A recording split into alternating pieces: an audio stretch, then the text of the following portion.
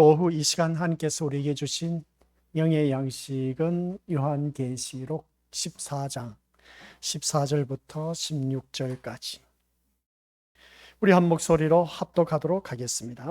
또 내가 보니 흰 구름이 있고 구름 위에 인자와 같은 이가 앉으셨는데 그 머리에는 금면류관이 있고 그 손에는 예리한 낫을 가졌더라. 또 다른 천사가 성전으로부터 나와 구름 위에 앉은 이를 향하여 큰 음성으로 외쳐 이르되 당신의 낫을 휘둘러 거두소서. 땅의 곡식이 다 익어 거둘 때가 이르렀음이니이다 하니, 구름 위에 앉으신 이가 낫을 땅에 휘두르매 땅의 곡식이 거두어지니라. 아멘. 이 말씀은 하나님께서 하신 말씀을 통해서 주신 교훈의 제목은 추수. 아버지 하나님 은혜 감사드립니다. 추수의 계절 다가왔다 하고 어떤 추수에 익은 곡식들이 많이 있다고 하였습니다. 그러나 거둘 곡식을 거둘 일꾼이 부족하다라고 하는 말씀을 볼 때 오늘따라 이 추수라는 제목을 듣고 우리는 어떠한 삶의 모습으로 살아가고 있는지 한번 자기 자신을 들여다볼 수 있는 귀한 시간 되어 우리 더더욱더 하나님 자녀다운 모습으로 거듭나 알곡 신자 되어 우리 모두 다 저 영원한 천국에 이를 수 있는 믿음의 자녀 되도록 성령 하나님께서 인도하여 주옵소서. 예수님의 이름으로 기도드립니다. 아멘. 오전 시간까지 우리가 13절 주 안에서 죽는 자라는 제목으로 말씀을 이렇게 오랫동안 말씀을 들어왔습니다. 여섯 번째죠. 여섯 번째 아마 될 겁니다. 6시간에 걸쳐서 13절 한 절 말씀을 가지고 우리가 들어왔습니다.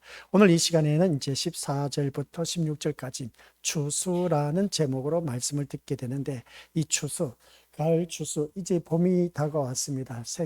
우리 모종을 키우고 그 모종을 키워서 농가 밭으로 그 모종을 나가서 이제 심습니다. 심어서 여름에 열심히 무성한 여름에 키워 가을에 이제 추수의 계절을 맞이하게 되는데, 그 추수할 때의 농부의 심령은 이루 말할 수 없이 기쁘다. 그래서 보게 됩니다. 그 추수 때를 놓쳐버리면은 그만큼 이제 그날 그 해에 농사 지은 게 흉년이다, 그렇게 표현할 수가 있는 것인데, 아무튼 오늘 말씀을 통해서 추수라는 제목으로 하나님 말씀을 들을 때 이 말씀 속에서 오늘 주님이 우리에게 하신 말씀은 무엇일까 한번 생각해 보자는 겁니다.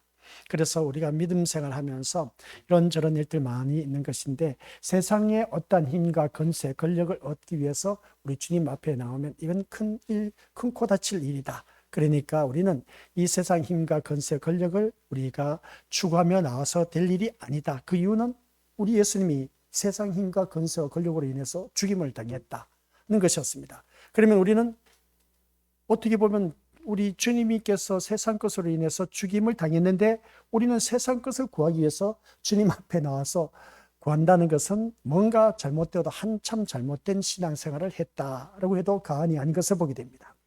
그래서 많은 부모들이 그럽니다. 위인전에서 등장한 인물들을 보면 불우한 환경 여건 속에서 태어나서 위대한 업적을 남겼다거나 아니면 어릴 적에 변변치가 못했는데 나중에 큰 일을 했다는 이야기로 가득 차 있는 것이 위인전입니다. 그래서 여러 가지 어려움을 극복하고 성공을 했다는 것이 사람들에게 감동을 주는 것 같은 것을 우리가 다들 책을 읽어서 볼 수 있습니다. 그래서 많은 부모님들이 예전에 그랬습니다. 아이들에게 위인전 책을 사주어서 읽게 하는 것이죠. 너도 이렇게 이 위인전 인물처럼 이렇게 훌륭한 사람이 되어야 된다 하면서 위인전 책을 사주는 이유도 바로 그런 위대한 사람이 되라는 것이 아니겠느냐. 그래서 우리가 살펴볼 수가 있음을 보게 됩니다. 물론 책에 등장하는 위인들처럼 어려움을 겪기를 바라는 부모는 없을 겁니다. 이렇게 어려움을 당하는데 그렇게 되기를 바라는 부모가 또 세상에 어디 있겠습니까? 내 자녀가 그냥 평탄하게 쉽게 건강하게 잘 먹고 잘 살고 그렇게 누리기를 원하는 것이 부모의 심정인 것이지, 위인전에 나와 있는 그 어려움을 겪으면서 그렇게 살아가기를 바란다는 것은 대부분 그런 부모들이 없을 겁니다. 왜 어려움 당하면서 살아갔냐 것이죠. 이렇게 먹고 살기 좋은 세상에 단지 위인들처럼 어려움이 있다고 해도 그것을 극복하는 불굴의 의지로서 성공하는 인생이 되기를 바라는 소망일 것이다. 이것을 보게 됩니다. 그래서 부모님들은 그 자녀들에게 위인전하면서 일집부터 막 몇 건 되지 않습니까? 몇십 건 될 겁니다. 그런 그 책을 사주면서 읽어봐라 하면서 계속해서 책을 읽어야 된다 하고 그렇게 강조하는데 자녀들은 정작 부모의 관심에 전혀 어떤 귀를 기울이지 않는 겁니다. 나는 책 읽기 싫은데 부모가 자꾸 그냥 책을 사주면서 읽으라 하니까 이거 미칠 지경이야. 그런 그 모습 보니까 이러지도 저러지도 못한 그 모습, 그런 모습 속에서 자녀들이 어떻습니까? 자라나고 있음을 보게 됩니다. 마지 못해서 강압적으로 읽으라 하니까 너 하루에 몇 장을 읽어야 된다, 몇 권을 읽어야 된다. 그렇게 표현한 걸 볼 때 그 또한 책을 읽는데 그 부모가 정해준 그 범위 내에 그것을 다하지 못하면 또 부모한테 싫은 소리 듣는 것이죠. 그 자녀들이 참 죽을 지경이야. 내가 참 편하게 살고 싶은데 부모가 나를 그냥 들들들 볶는 그런 경우가 참 많이 있음을 보게 됩니다. 그런 그 모습을 볼 때 제대로 내가 자녀를 교육시키고 있는 것일까 아닌 것일까 라는 걸 보게 된 것이죠. 그래서 우리 믿음의 식구들 그런 그 모습 볼 때 가정에서 그 교육이 교회 안에서 또 그렇게 이루어지고 있네. 목사님이 우리 믿음의 식구들에게 말씀을 읽으라고 매일 또한 금요마다 그 점검하지 않습니까? 몇 장 읽었느냐고 하면서 점검하는 그 모습 보니까 성경책 읽어야 된다고 그렇게 늘 강조하는 것을 보게 됩니다. 그러다 보니까 성경 읽는 분들도 있고 습관적으로 읽는 분들도 있고 또 은혜스러워서 말씀을 보는 경우도 있음을 보게 됩니다. 근데 있지 않습니까? 우리 한번 생각해 보면은 부모가 위인전을 아이들에게 지어줘서 읽으라 하는 그 책하고 우리 교회에서 성경책 우리 각자가 갖고 있는 것을 가지고 읽으라 하는 것하고 차이점이 무엇일까? 한번 생각해 보자는 겁니다. 세상에서 아이들 키우는 데 있어서 위인전, 그래서 너도 이렇게 훌륭한 사람이 되어야 된다라고 하면서 어떻습니까? 책을 사주면서 그렇게 읽히게 하는데 그럼 교회에서도 우리가 이 성경 말씀대로 읽고 또 읽으라고 하니까 참 나는 성경 말씀 죽으라도 읽기 싫은데 목사님 계속 읽으라고 하니까 또 구역장님을 통해서 구역 식구들 통해서 이 성경 몇 장 읽었냐 보고할 때 보면은 참 부끄러워. 읽지 못했다 보니까 이건 뭐 몇 장 읽었다 할 수도 없고 안 읽었는데 거짓부렁으로 또 읽었다고 거짓말 치는 그 모습 보면 또 마음이 편치를 못해. 이러지도 못하고 저러지도 못한 그 모습 볼 때 그러나 우리 믿음의 식구들 세상 책하고 우리 성경 말씀하고는 엄청난 차이가 있다는 것을 꼭 기억하시기 바랍니다. 성경책은 읽으면 읽을수록 새로운 그 말씀이 솟아나기 때문에 읽어도 끝이 없습니다. 한 번 읽은 것하고 두 번 읽은 것하고 또 다릅니다. 세상 책은 한 번 읽고 두 번 읽고 하면은 그 책에 대해서 줄거리를 다 알고 다 이런 책이다 라고 나오는데 근데 성경책은 읽어도 계속해서 읽을 때마다 새로운 각도로 우리에게 조명하고 있다는 사실입니다. 한 번 읽을 때 보지 못했던 것, 두 번 읽을 때 보지 못했던 것들, 첫 번째 읽었을 때 보지 못했던 것들을 이제 보게 되는 겁니다.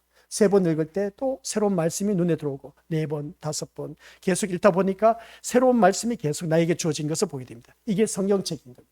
그래서 세상 책하고 우리 성경책하고는 엄청난 차이가 있다는 사실. 그래서 성경책은 읽어도 끝이 없는 것을 보게 된 겁니다. 그 성경책 우리가 날마다 읽고 또 읽는 그런 우리가 되어야 된다는 걸 꼭 기억하시고 서로 인사하시길 바랍니다. 성경책 많이 읽읍시다. 시작.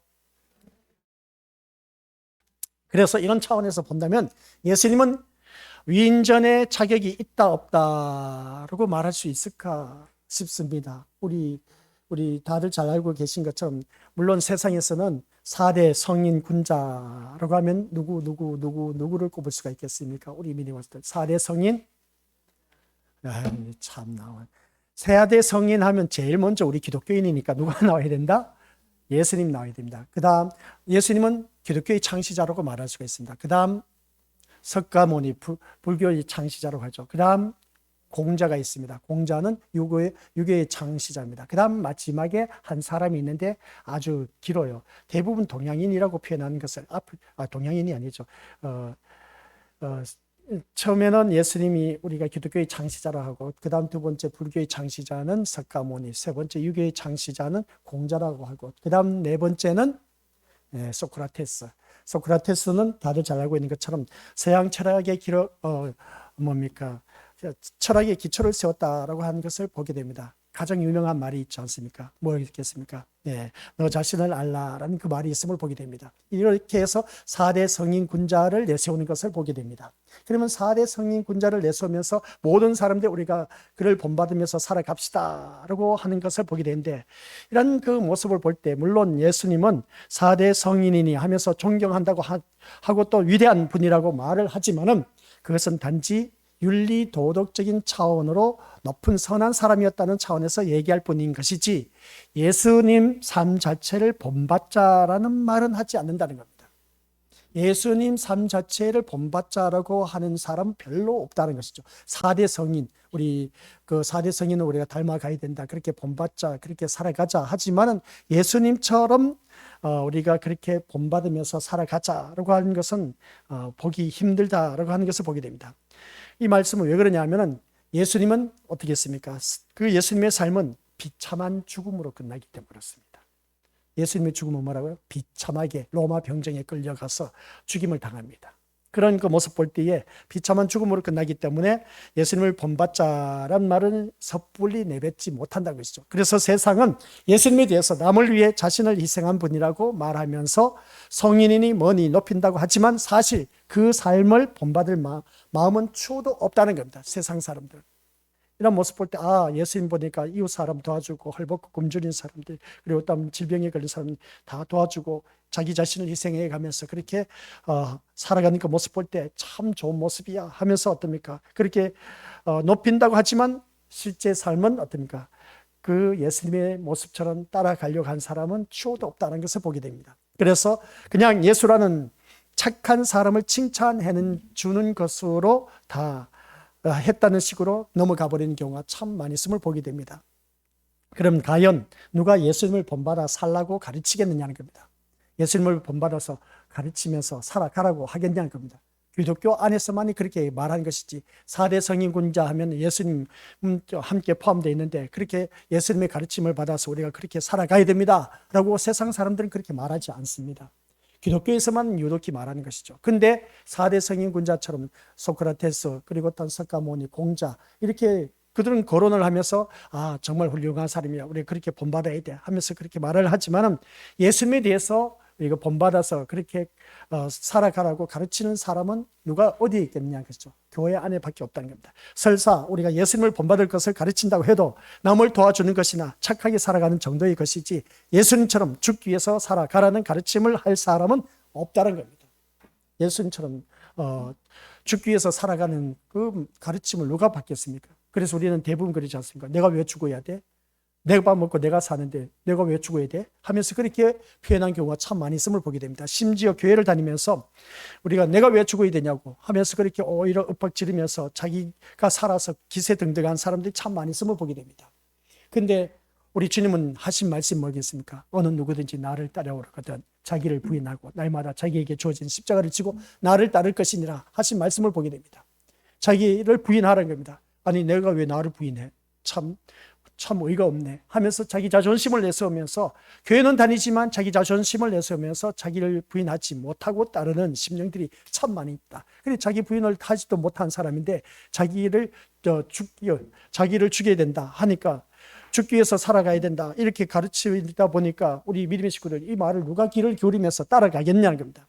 이런 말씀 듣다 보면은 우리 현실하고는 너무나 다른 딴판이다라고 해도 과언이 아닌 것을 보게 됩니다. 그래서 세상에서 살아남기 위해서 우리가 자기가 살아남기 위해서 그렇게 가르침을 받는데 교회에서 나오면 내가 죽어야 한다 하니까 이런 가르침을 받고 교회를 다니다 보니까 이게 나하고는 도저히 맞지 않아. 교회 나오긴 나왔는데 어느 한순간 보니까 내가 죽어야 한다니까 이건 내가 자존심 상해서 나 교회 못 다니겠다 하는 그 모습 보게 됩니다. 자기 고집도 꺾어야 되고 자기 못된 성품, 성깔, 성질들 내가 주장하는 것 모든 걸 다 죽이고 부인을 해야 된다 하니까 누가 이걸 따르겠냐는 겁니다. 근데 우리 이 자리에 앉아 계신 우리 믿음의 식구들은 그러한 그 예수님께서 하신 말씀처럼 자기를 부인하고 자기 뜻을 저버리고 또한 나의 아집, 고집 이런 모든 것을 다 벗어 던져버리고 주님 말씀 따라 살아가기 위해서 이 자리에 나와 앉아있는 우리 것을 바라보니까 참 대단하다라고 해도 과언이 아닌 것을 보게 됩니다. 이 말씀이 주 안에서 수고한 자의 모습이고 아시겠습니까? 주 안에서 수고한 자의 모습은 주 안에서 죽는 자는 복되다 했을 때 천국 가는 인생이다 라고 말할 수가 있음을 보게 됩니다. 그런데 교회를 다니면서 아직도 내 마음 중심에는 여전히 세상에서 뭔가 내 자존심을 내세우면서 자기 의를 드러내서 뭔가 잘나고 잘난 척하는 그런 뽐내고 싶은 일들이 수두룩하다는 것을 보게 됩니다. 이러한 일들을 바라보면서 우리는 오늘 내가 이 자리에 앉아 있으면서 과연 예수 믿는 것이 나에게 잘 어울린 것인가 안 어울린 것인가 한번 살펴보자는 겁니다. 나하고는 전혀 맞지 않는다 하면 일찌감치 보따리 싸서 세상을 향해 나아가서 자기 하고 싶은 대로 사는 것이 심감 편합니다.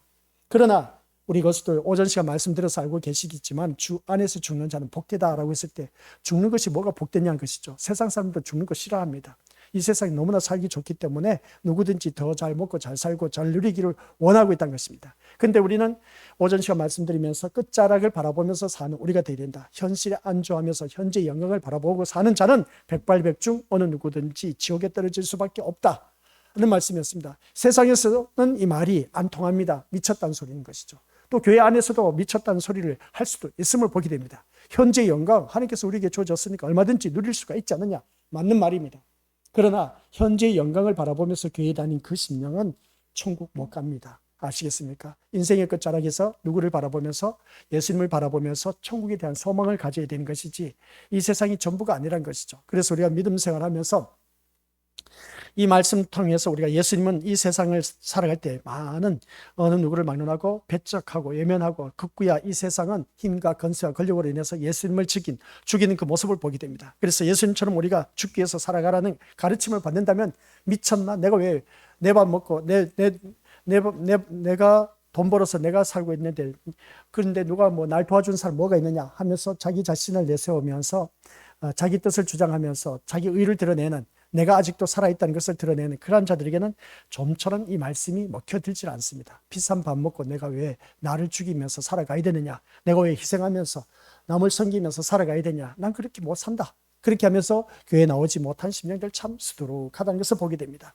심지어 교회에 나와서도 자기를 죽이지 못하고 섬김을 받기를 원하고 또한 남 위에서 군림하기를 바라는 그러한 심령으로 나온 자들이 참 많다는 겁니다. 우리는 그런 어리석은 짓은 하지 마시고 오늘 말씀처럼 다른 것 없습니다.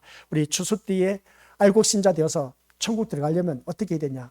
우리는 죽어져야만이 우리가 추수때에 알곡신자 되어서 천국 들어갈 수가 있다. 그러면 그 죽는 모습은 다방면으로 죽을 수가 있다는 것을 보게 됩니다. 그리고 다방면으로 죽는 모습은 사람들이 여러 가지로 세상의 악한 마귀 사탄들이 항상 우리를 향해서 믿는 믿음의 자녀들을 향해 믿는 믿음의 자녀뿐만 아니라 믿지 아니한 그 자들에게도 불화살을 쏘고 있습니다. 쏘고 있는데 불화살을 맞은 그 세상 사람들은 백발백중 다 지옥에 떨어지지만 교회 다니는 우리들을 향해서도 이 악한 마귀 사탄이 이 불화살을 조준해서 나를 향해서 쏘고 있다는 겁니다. 그래서 쏘고 있는데 어떤 것을 쏘고 있느냐 그것을 때에 항상 부정적인 겁니다. 그래서 우리가 그 불화살을 맞은 하나님의 자녀들은 원망, 불평, 시기, 질투, 다툼, 미움 이런 것으로 가득 차서 또한 의심하고 반역하고 또한 배교하고 배신한 이러한 일들이 늘 우리에게 일어나고 있음을 보게 됩니다. 이게 바로 우리들의 삶 속에서 악한 마귀 사탄으로부터 내가 그 화살에 맞은 겁니다. 화살에 맞은 그 모습 볼 때 좋은 모습은 없습니다. 근데 전부 다 교회를 다니면서 나쁜 모습이 드러난다는 것은 마귀 사탄으로부터 틈을 줘서 그 화살에 맞았다는 겁니다. 그럼 화살에 맞지 않으려면 늘 껴있어서 방패로 막아야 되는데 방패로 막을 무기가 없네. 참 이게 우리가 안타까운 현실인 겁니다. 안타까운 현실인데 이 안타까운 현실을 오전 시간 말씀드려서 알고 계시지만 이미 우리는 깨끗해졌다는 겁니다. 깨끗해졌고 또 포도나무에 붙어있는 가지는 열매가 스스로 맺혀지게 된다는 겁니다. 포도나무에 가지가 붙어있지 않으면 열매를 맺지 못한다. 그 포도나무에 붙어있어도 여지에 열매가 없다면 농부이신 우리 하나님께서 그것을 가지치기 위해서 정리를 해버린 겁니다. 잘라서 불에 태워버립니다.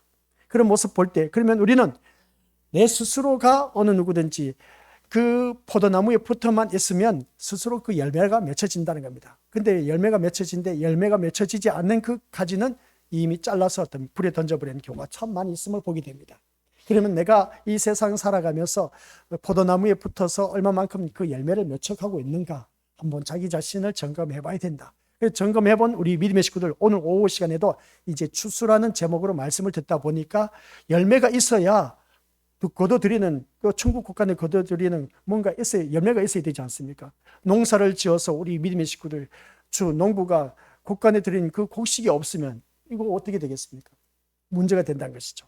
그런 말씀을 듣다 보니까 오늘 이 자리에 앉아 계신 우리 믿음의 식구들 모두가 그렇습니다. 살아가는 모든 삶 속에서 내가 어떠한 삶으로 살아가느냐가 참 중요하다는 걸 꼭 기억하시고, 오늘 말씀 속에서 예수님처럼 우리가 예수님을 본받을 것을 가르친다고 해도 남을 도와주는 것이나 착하게 사는 정도, 그것만 가르친 그 모습을 바라봤을 때 또 예수님처럼 죽기 위해서 살아가라는 그 가르침을 받을 사람은 없습니다. 교회를 다니면서도 자기를 부인하지 못하고 자기 고집, 주장 내세우면서 자기 뜻 내세우면서 끝까지 간철하려고 하는 것들이 얼마나 많은데, 이런 모습 볼 때 우리는 예수님이 어떻게 세상을 살았는가에 대해서 관심이 있느냐 없느냐가 참 중요한 것을 보게 됩니다.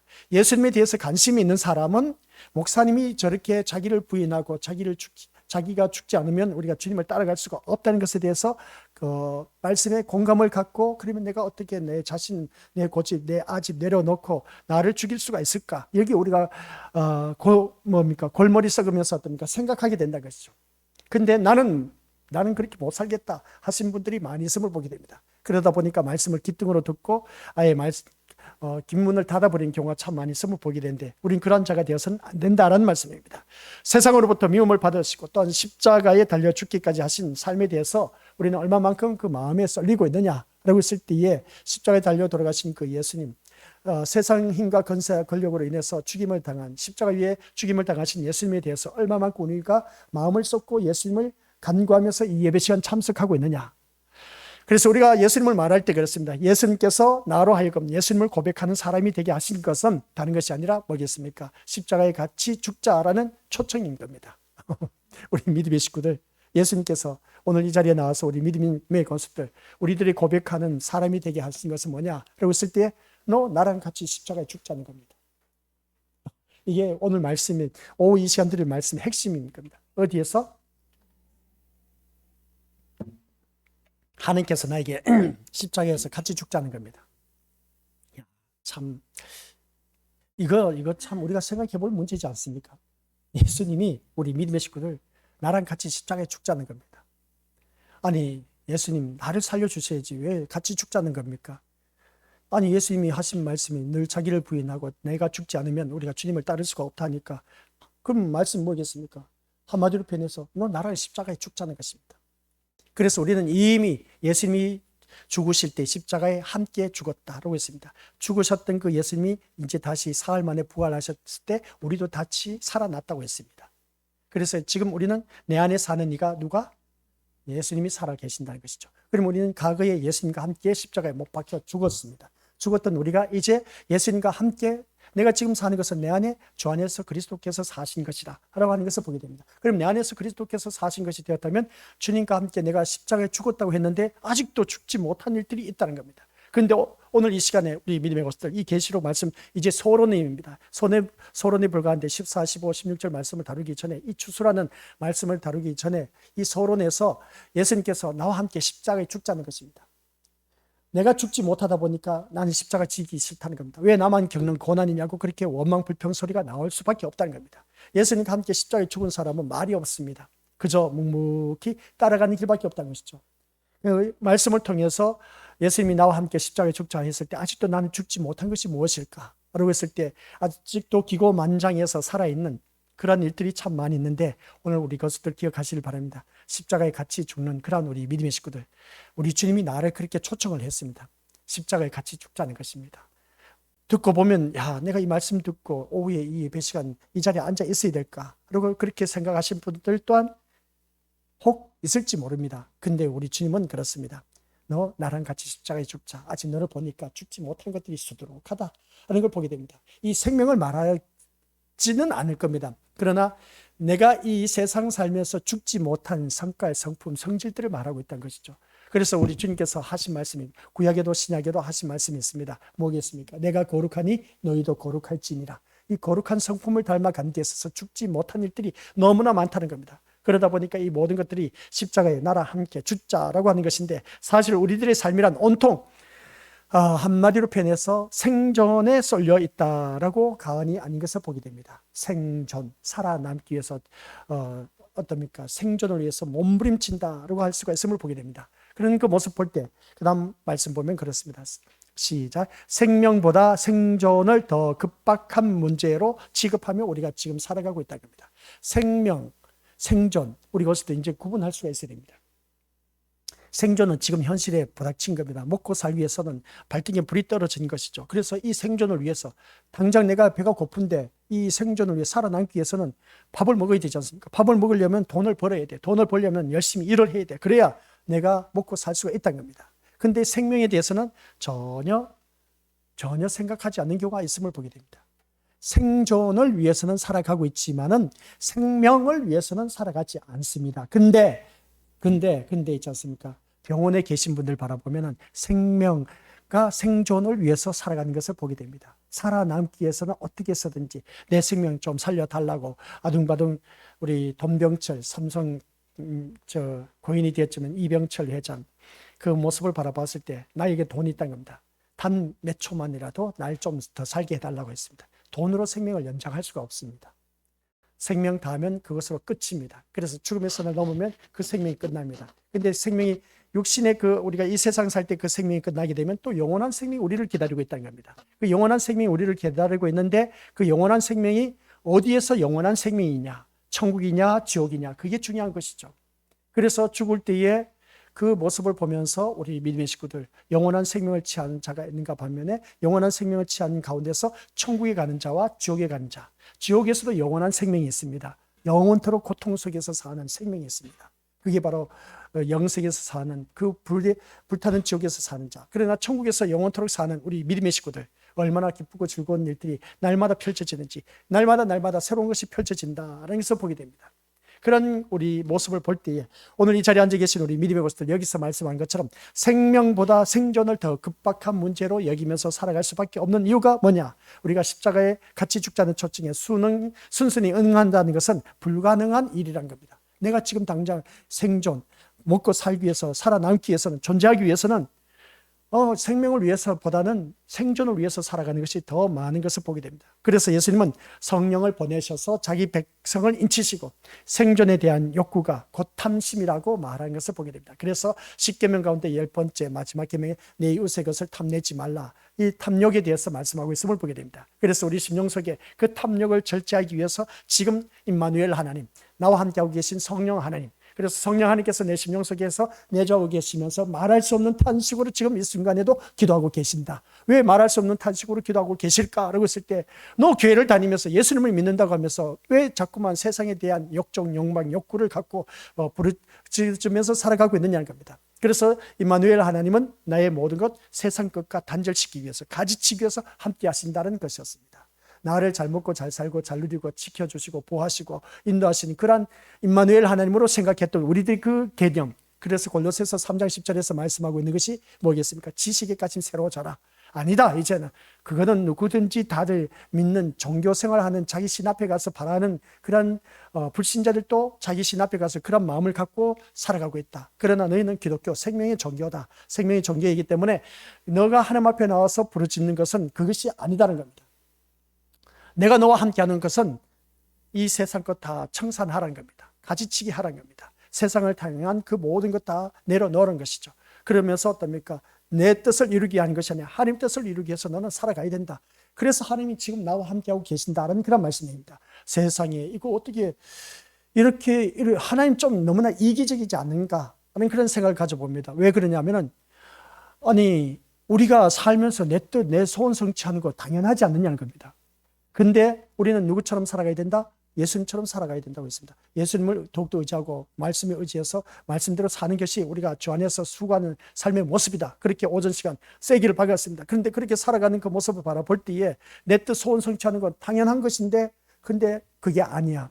예수님처럼 살아야 돼. 예수님처럼 사는 삶의 모습 보니까 모든 것이 다 한결같이 우리 예수님은 일목요연하게 딱 정리를 했습니다. 내가 온 것은 하나님의 뜻을 이루기 위함이다. 이것이었습니다. 우리 믿음의 식구들. 그러면 이 말씀을 듣는 우리 고속들 한번 솔직히 터놓고 이야기를 해보자는 겁니다. 내가 이 교회에 나와서 내 뜻 소원 성취하기 위해서 나오신 분 아닙니까? 우리 솔직히 말해서.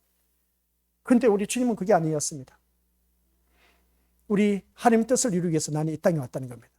그런데 우리는 지금까지 예수님처럼 삽시다. 예수님의 뜻을 따라 살아갑시다. 예수님을 닮아갑시다 하면서 우리가 얼마만큼 그렇게 입술로 고백해 왔습니까? 근데 예수님처럼 살아가는 모습이 뭐겠습니까? 온전히 하나님 뜻을 이루기 위한 삶을 살아가야 되는데 내 뜻 주장하면서 살아간다는 것은 이건 말도 안 되는 소리다. 그래서 보게 됩니다. 이런 말씀을 듣는 우리 믿음의 식구들, 참 교회를 이 소리 듣고 보니까 초신자는 아주 갈등이 심할 겁니다. 그러나 이 자리에 앉아 계신 우리 믿음의 식구들은 갈등이 이제 생깁니까? 안 생깁니까? 솔직히 말해서 내 뜻 소원 성취하기 위해서 이 자리에 나와 앉아 있다. 이거는 다 잘못된 신앙이다. 차라리 그럴 바에는 타종에 가서 믿지 않는 불신자들 믿는 그 신 앞에 가서 비는 것과 똑같다. 그 소리 들으니까 실망하지 않습니까? 그죠? 근데 정길용 목사는 그렇게 살면 지옥에 간다. 그러니까 온전히 내 뜻이 아닌 하나님 뜻을 이루기 위해서는 살아가야 된다. 이렇게 말을 하니까 우리 믿음의 식구들, 아니 교회 다니고 싶은 마음이 어디 있겠습니까? 그런데 우리 믿음의 식구들은 이 소리를 늘 들어왔던 말씀입니다. 들어왔는데도 불구하고 떠나가지 않고 이 자리를 지킨 모습 보니까 뭐가 있다고 우리 믿음의 식구들 이 자리에 앉아 계시냐는 겁니다. 그런데 잘하고 계신 겁니다. 진짜 잘하고 계세요. 진짜 우리 믿음의 식구들은 나를 통해서 하나님 뜻을 이루어가야 되는 겁니다. 내 삶이 힘들고 어렵고 버겁다 할지라도 그 속에 하나님 뜻이 담겨져 있다는 겁니다. 나에게 차라리 좋은 삶을 누리고 환경이 좋고 모든 일들마다 형통한 삶을 누리는 그런 환경 여건 속에서 살아가면서 하나님 뜻을 이루어가면 그래도 한숨 쉬며 살 수가 있는 것인데, 내가 살아가는 삶이 참 버거워 힘들어, 가족 식구들도 돌보기도 힘들어, 아니 새끼들도 말 잘 들을 줄 아는데 교회 다니면서 열심을 내고 다 신앙생활 잘할 줄 아는데 이건 바라보니까 그렇지도 못해. 그러다 보니까 이거 진짜 내 삶이 너무나 버거워. 남편, 아내, 부모, 자녀 다 둘러봐도 친인척 주위에 있는 지인들 다를 바라보니까 다 자기 멋대로 하면서 마음껏 누리고 있는데 나는 말씀대로 살자고 하니까 참 이게 나만 손해보는 것 같고 억울한 것 같고 이거 참 미치고 환장할 노릇이야.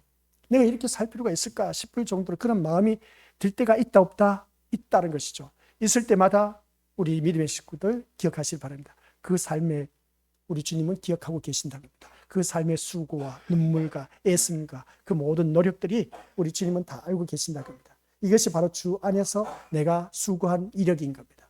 그런 주 안에서 죽는 자의 모습이고 그런 자들은 우리 하나님 나라에 갈 수가 있다는 겁니다. 그래서 오늘 이 자리에 앉아 계신 우리 믿음의 식구들 한번 다시 자기 자신을 통해서 기억하시기 바랍니다. 생존에 대한 욕구가 나에게는 끊임없이 탐심으로 일어나고 있습니다. 이게 바로 죄라는 것을 알고 있음에도 불구하고 교회를 다니면서 계속 그런 문제를 갖고 있는데 우리 주님 앞에 가는 그날까지 이것을 빨리 청산하는 길밖에 없다. 그리고 회개케 하시면서 생존의 문제는 하나님의 손 안에 있음을 알게 하신다. 그래서 보게 됩니다. 우리 생존 문제는 하나님의 손 안에 있다는 것을 구약 성경 어디에 있습니까? 사무엘상 2장 6절부터 10절까지 거기에는 생사하복, 빈부귀천, 부귀영화, 흥망성쇠 이 네 가지가 아주 일목요연하게 멋지게 기록을 해놨습니다. 생사하복이 뭔지 아시죠? 살고 죽고 화가 미치고 복이 미치는 것이 하나님의 손아귀에 있다. 빈부귀천, 가난하고 부하고 귀하게 살고 천하게 사는 것 이거 다 누구 손아귀에 있다? 하나님 손아귀에 있다. 그리고 또 부귀영화, 부하고 귀하고 영화 누리는 그 모든 것은 누구의 손에 있다? 하나님 손아귀에 있다. 흥하고 망하고 성하고 쇠하는 이 모든 것들 또한 누구 손안에 있다? 하나님 손아귀에 있다. 이 말씀이 사무엘상 2장 6절부터 10절 말씀 속에 있습니다. 이 말씀이 우리 믿음의 식구들 오늘 말씀 속에서 생존의 문제는 하나님 손안에 있다라는 것을 우리에게 명확하게 말씀하고 있음을 보게 됩니다. 그러면 오직 생명을 추구하는 백성으로 우리를 만들어가고 계신다는 겁니다. 생명을 추구하는 백성, 그러니까 생명을 추구하는 백성은 오직 내 심령 속에 예수님이 살아계심으로 말미암아 천국 백성 되게 하기 위해서 우리 주님께서 지금 이 순간에도 일을 하고 계신다. 그런데 오늘날 소위 기독교인이라고 하는 사람들 가운데서도 이 생명과 생존을 동시에 얻으려고 하는 사람들이 수두룩하다는 겁니다. 그렇지 않습니까? 생명과 생존을 동시에 얻으려고 하는 그런 모습 보게 됩니다. 그래서 우리 이 자리에 나왔을 때는 내가 먹고 살아남기 위해서 세상 힘, 건세, 권력을 얻기 위해서 이 자리에 나온 이 생존의 문제. 그런데 아니다.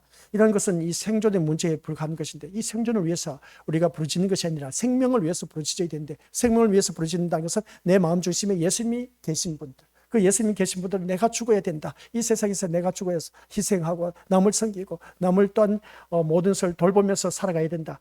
이런 삶을 살려고 하니까 참 이건 너무나 억울한 것 같아 보이고 이 생명에 관한 삶을 추구하지 않고 생존에 관한 삶을 추구한 나의 모습 보니까 도대체 이건 헷갈리고 또 헷갈려서 갈등이 생기고 어떻게 살아야 될지 모르는 우리 믿음의 심령들 그러나 우리 것들 생명을 위해서 살아가실 바랍니다. 생존을 위해서 사는 사람은 믿는 사람이든 믿지 않는 사람들 똑같습니다. 생존을 위해서 누구든지 밥 벌어야 밥 먹고 살 수가 있습니다. 안 벌면 먹고 살 수가 없어요. 아시겠습니까? 그런데 우리는 생명을 위해서 사는 삶은 별로 없다는 것이죠. 나의 생명은 이제 죽어서 영원한 천국에 간다는 겁니다. 영원한 천국에 가는 데 있어서 우리 믿음의 것들 주 안에서 죽는 자는 복이 있다고 했지 않습니까?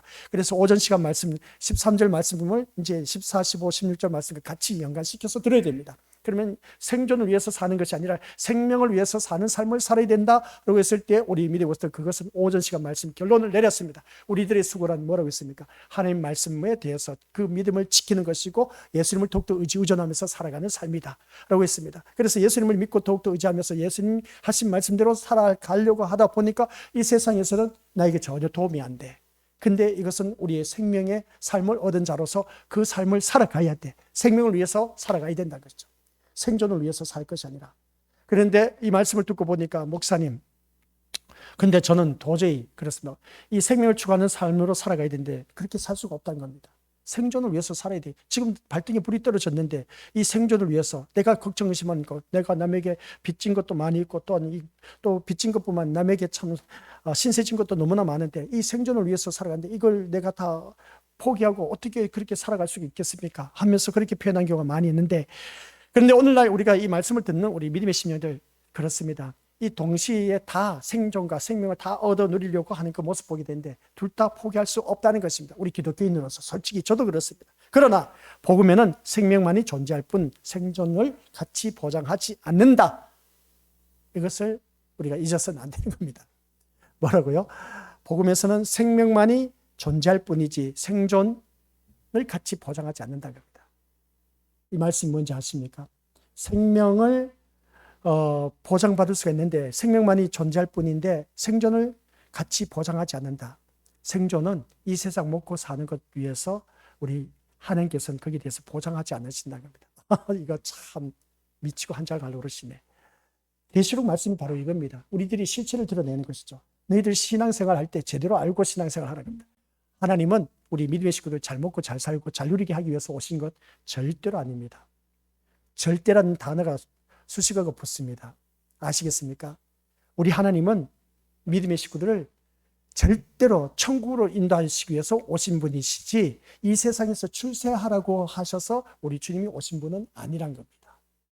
그래서 우리는 대부분 키우는 것을 바라볼 때 예수님을 보라는 것이죠. 예수님을 봤을 때 예수님은 철저하게 세상의 힘과 권세와 권력으로 인해서 죽임을 당했다. 그러니까 너희들은 어떻게 살아가야 된다? 아니, 이 말씀 잘 귀담아 들어야 됩니다. 예수님은 철저하게 세상의 힘, 권세, 권력으로 인해서 죽임을 당했는데 우리는 교회를 다니면서 철저하게 세상의 힘과 권세, 권력을 추구하기 위해서 하나님 앞에 불을 짓고 있다. 이게 제대로 된 신앙생활이냐?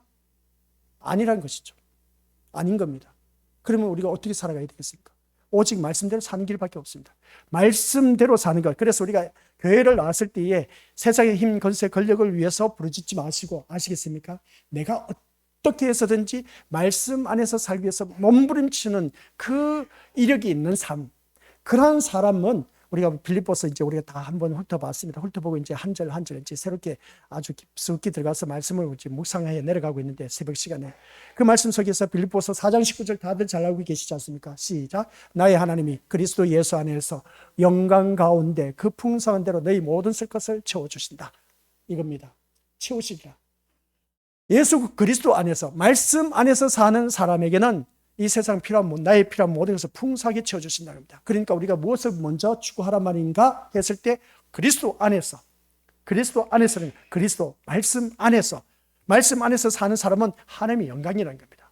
이 하나님의 영광된 삶을 사는 사람에게는 내가 사는 삶 속에서 때를 맞춰서 다 풍성하게 채워주신다는 겁니다. 그러니까 우리가 세상 것 구할 것 없습니다. 그냥 내가 말씀 안에서 살기만 하면 하나님께서 이 모든 것을 다 허락해 주신다라고 하시니까 우리 믿음의 식구들 아예 나 그래도 목사님 말씀대로 못 살겠습니다 하면 어쩔 수 없습니다. 그렇게 살아가시길 바랍니다. 자기 믿음 갖고 자기 이제 인생길 가는 것인데 그래서 사람들은 생존에 대한 환상을 가지고 살아가고 있다. 이것을 보게 됩니다. 생존에 대해서 환상을 갖는 것이 뭐겠습니까? 아, 내가 이렇게 예수님 잘 믿으면 나에게 이렇게 축복해 주시겠지. 내가 이렇게 예수님 모든 예배 참석하고 또한 열심을 내고 헌신 봉사 중사한데 내 자녀, 내 그리고 또한 가족 식구들 모든 잘 되고 형통하고 또 사업도 성공하고 좋은 직장 들어가고 다 잘 되게 해줄 수 것이다 하면서 이 생존에 대한 환상을 갖고 교회 다니신 분들이 수두룩하다는 것입니다. 이게 바로 무슨 신앙이다? 기복적인 신앙이다. 내가 하는 것만큼 하나님께서 이렇게 복 주시겠지. 내가 이렇게 수고했으니까 하나님께서 복 주시겠지 하면서 뭔가 기부엔택, 그러니까 내가 이렇게 하나님 앞에 헌신 봉사 중성했으니까 하나님께서 나에게 복 주시겠지. 그래서 앞에서 이끄는 부추기는 목회자가 뭐라 했습니까? 봐라, 이렇게 열심을 내니까 하나님께서 축복해 주시지 않았냐 하면서 세상 축복을 초점을 맞춰서 이렇게 열심을 내고 헌신 봉사 중성하다 보니까 하나님께서 정말 기뻐 받으셔서 세상적으로 잘 먹고 잘 살고 잘 누리게 해주셨지 않았냐 하면서 어떻습니까? 여기에 초점을 맞추는 목회자들이 있는데 그 목회자가 땅에서 올라오는 짐승이었습니다. 거짓 목회자라는 것이죠. 거기에 기가 솔깃해서는 안 됩니다. 그래서 제가 늘 반박하지 않습니까? 근데 교회에 열심히 헌신 봉사 중사한데 잘 먹고 잘 살고 잘 누리지 못하고 있습니다. 왜 그러냐는 것이죠. 정말 교회에서 1등 신자인데 근데 세상적으로 바라보니까 부유한 삶이 없어. 형통한 삶이 없어. 호구한 날 그냥 이리 치고 저리 치고 시기가 참 힘들어. 갑갑하고 사방에 우겨쌈을 당해서 눈앞이 캄캄해. 여기 보니까. 근데 늘 하나님 말씀에 충성하고 온전히 헌신 봉사 중상 그 모습 보게 된 겁니다. 하나님께서 이런 사람에게 복 주셔야 되지 않습니까? 우리가 말하는 복, 세상 복을 말하지 않습니까? 생존을 위한 그 복을 주셔야 되지 않습니까? 근데 하나님께서 주시질 않아. 그게 성경에 다 나와 있습니다. 구약의 선지자들, 신약의 사도들, 그리고 복음을 전파하면서 외국에 나가서 순교하는 그 선교사들. 복음을 전파했는데 세상적으로 잘 먹고 잘 살게 해주셨으면 얼마나 좋을까? 근데 헐벗고 굶주리고 취에 떨고 그리고 또 감옥에 갇히고 또한 죽임을 당한 그 모습 보니까 아니 하나님은 참 희한해. 우리가 믿는 하나님은 그런 하나님입니다. 정신 챙기세요. 그런 하나님 왜 믿어요? 우리 믿음의 식구들. 근데 왜 이 자리에 나와 앉아 있느냐는 것이죠. 근데 희한하게 이 자리에 나와 앉아 있는 모습 보니까 아직도 내가 세상 것을 무엇인가 추구하고 있다는 것을 보게 된 것이죠. 이걸 불순물들을 빼내기 위해서 이 계시록 말씀이 또 있는 겁니다. 그러니까 세상을 향한 이 탐심 모든 것들을 다 빼기 위해서 우리 심령 속에 내주하고 계신 임마누엘 하나님이 나와 함께 하시면서 세상을 향한 그 욕망, 욕정, 꿈, 이 모든 것들 다 빼내기 위해서 함께하고 계신다는 겁니다. 그런데 오늘 오전 시간 말씀드렸지 않습니까? 요한복음 15장 1, 2, 3, 4 그렇게 해서 나와 있지 않습니까? 포도나무에 접붙여 있는 가지나무는 스스로 열매를 맺는다.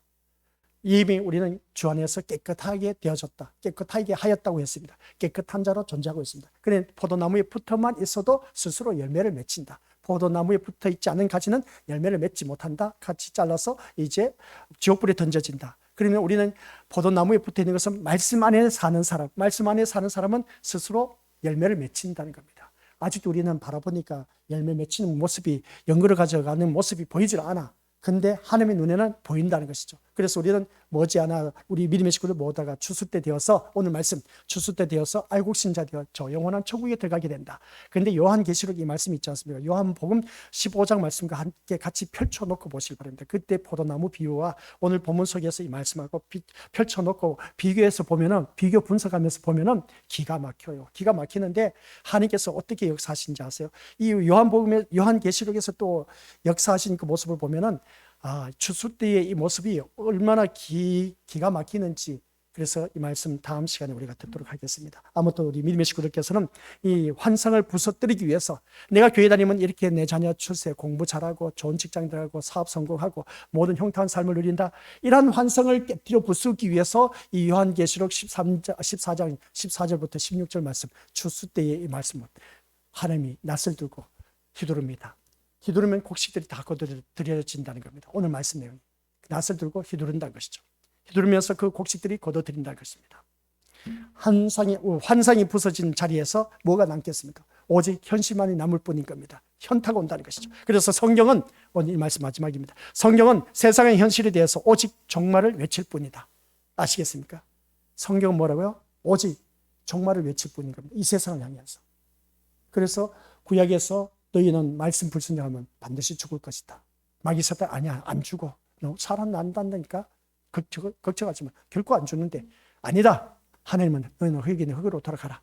흙으로 돌아갈 수밖에 없는 우리 인생 예수님을 이 땅에 보내셨습니다. 근데 이 땅에 보내신 예수님은 세상 힘 권세 권력으로 인해서 죽임을 당했다. 그런 그 모습 볼 때 이제 요한계시록 21장 가서 이제 새 하늘과 새 땅이 내려오면서 처음 하늘과 처음 땅은 없어졌더라. 바다가 다시 있지 않더라. 그런 말씀을 보게 됩니다.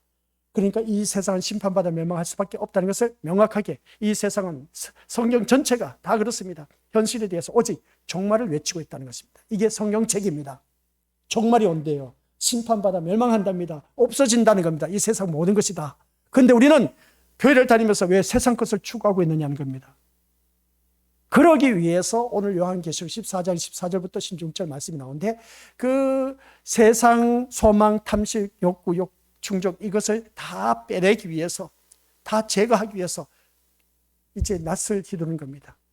그러니까 우리 믿음의 식구들, 나에게 있는 그 모든 것들, 세상을 향한 모든 것들 다 빼내기 위해서 지금 이 순간 우리는 예배 시간 때마다 나의 세상을 향한 욕망, 욕정, 욕구, 탐심, 그 모든 불순물들을 빼내고 또 빼내야 된다 라는 것입니다. 그래야 우리가 낯을 휘둘렀을 때 우리 모두가 알곡 신자가 되어서 천국 들어갈 수가 있다는 것입니다. 그래서 오늘 말씀 통해서 우리 믿음의 식구들 한번 생각해 보시기 바랍니다. 구름 위에 앉으신 이가, 구름 위에 앉으신 이가 낯을 땅에 휘두르매 땅의 곡식이 거두어지더라. 구름 위에 앉으신 이가, 우리 주님이 땅에 있는 모든 것을 어떤 휘두르니까, 말씀 보세요. 여기 보니까 낯을 땅에 휘두릅니다. 우리가 살고 있는 땅에 낯을 휘두르니까 곡식이 거두어지더라 겁니다. 추수는 이미 다 이루어졌다는 겁니다. 우리 믿음의 식구들, 미래에 이루어질 일이 아닌 겁니다. 명심하세요. 지금은 전쟁이 일어나고 있지 않습니까? 제3차 세계대전이 일어난다 만다 그렇게 하는데, 뭐 우리가 전쟁이 일어나든 안 일어나든 우리에게는 이미 하나님께서 낯을 휘둘러서 곡식이 거두어진다는 겁니다. 구름 위에 앉으시니까.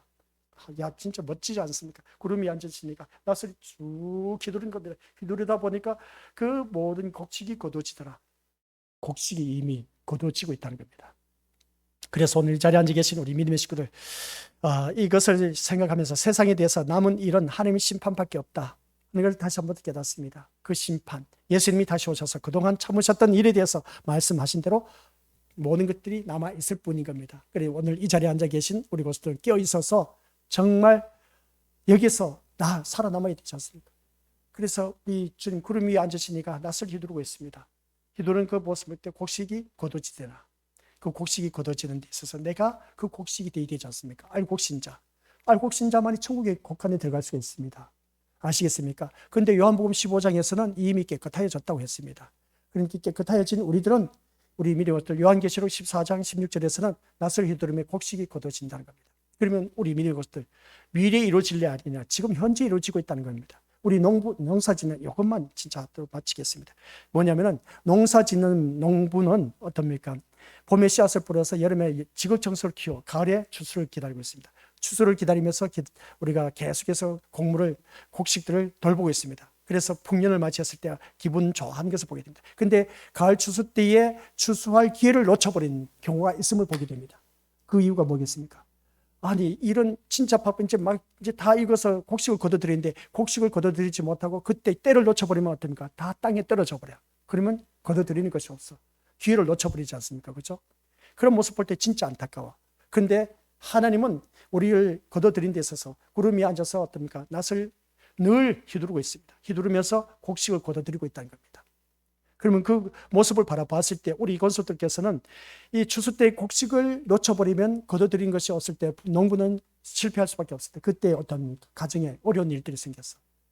이제 가장이신 아버지가 병원에 계실 수가 있고, 엄마가 병원에 계실 수가 있고, 부모님들이 이 일을 하지 못하다 보니까 잘 키워놓은 곡식 거둬들여야 되는데 자식들도 없어. 그러면 어떤 그 곡식은 다 땅에 떨어질 수밖에 되겠냐는 것이죠.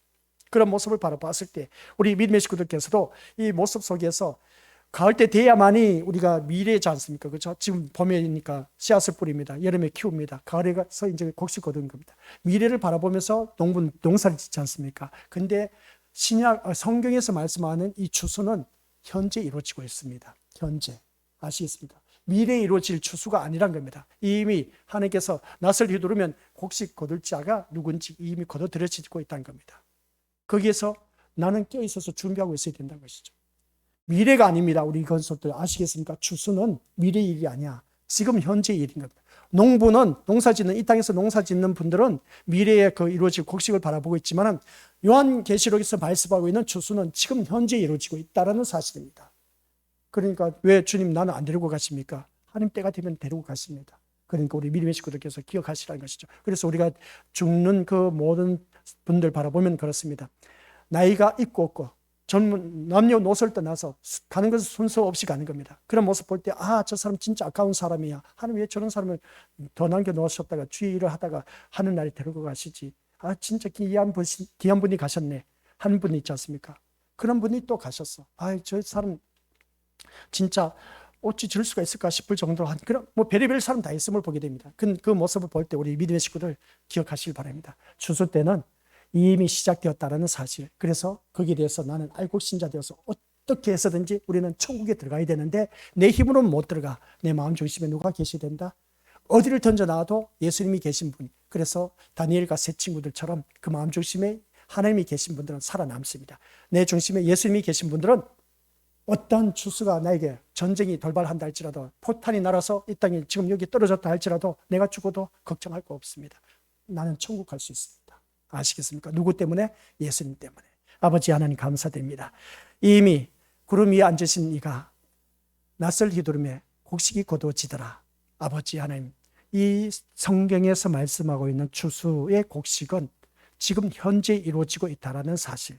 주님, 내가 언제 죽어도 하나님 나라의 알곡 신자가 되어서 천국 들어갈 수가 있다는 이 확신을 갖게 하옵소서. 그 확신을 갖고 있는 심령은 내 마음 중심의 주인은 오직 생명이 되신 예수님밖에 없는 그 심령만이 낯설 휘두르렀을 때 곡식이 곧어지는 알곡 신자인 것을 기억하게 하옵소서. 예수님의 이름으로 기도드립니다. 아멘.